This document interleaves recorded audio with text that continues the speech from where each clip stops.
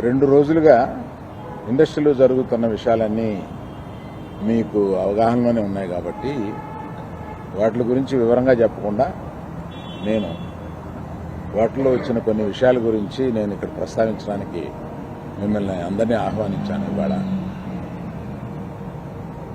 2 రోజుల నుంచి ఆ నలుగురు అని వస్తుంది.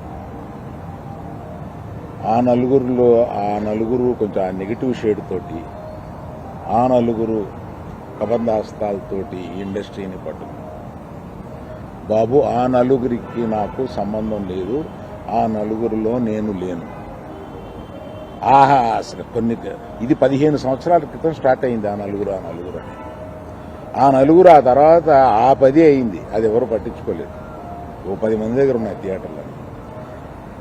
నేను ఆ నలుగురు వ్యాపారంలో నేను బయటకు వచ్చేసాను. నేను లేను, కోవిడ్ ఆ టైంలోనే బయటకు వచ్చేసాను.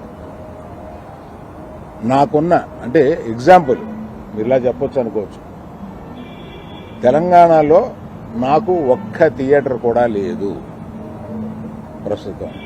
తెలంగాణలో నాకు ఉన్నది ఒకే ఒక థియేటర్, త్రిబుల్ దానికి ఓనర్. కనుక నా దగ్గర ఒక్క థియేటర్ కూడా లీజులో లేదు. ఆంధ్రాలో కూడా అన్నీ వదిలేసుకుంటా వచ్చేసి నా దగ్గర మొత్తం 1500 థియేటర్లు ఆంధ్రాలో ఉంటే, అదే మొత్తం తెలుగు రాష్ట్రాల్లో ఉంటే నా దగ్గర 15 లోపు ఉన్నాయి. అన్నీ వదిలేసుకుంటారాగా అవి కూడా మా స్టాఫ్ తోటి లీజులు అయిపోయిన తర్వాత ఎప్పుడు లీజులు రెన్యూ చేయకండి వీటిని అని చెప్పాను. కనుక నా దగ్గర ఆ థియేటర్లు లేవు. ఎందువల్ల నన్ను అంటే పాత అలవాటు కొద్దీ అందరూ నన్ను ఆ నలుగురులో అదేదో ఫోటోలు వేయడానికి మాది బాగుంటాయి కనుక అందరూ పెద్దల ఫోటోలు వేస్తా విమర్శకు బాగుంటుంది కనుక కొంచెం అలా విమర్శిస్తున్నారు. నేను దయచేసి మీడియా మిత్రులను అడిగేది ఏంటంటే, ఆ నలుగురు అని వేసేటప్పుడు నన్ను కలపకండి. నేను లేను, ఆ వ్యాపారంలో లేను, నేను అన్నీ వదిలేశాను.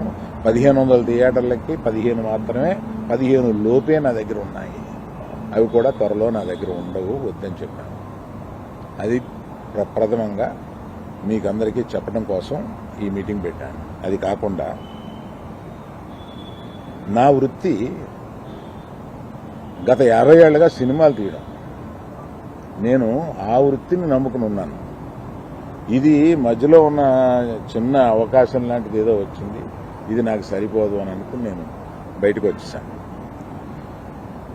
1వ తారీఖు నుంచి మేము థియేటర్లు మూసేస్తాం అన్న దీని మీద ఆంధ్రప్రదేశ్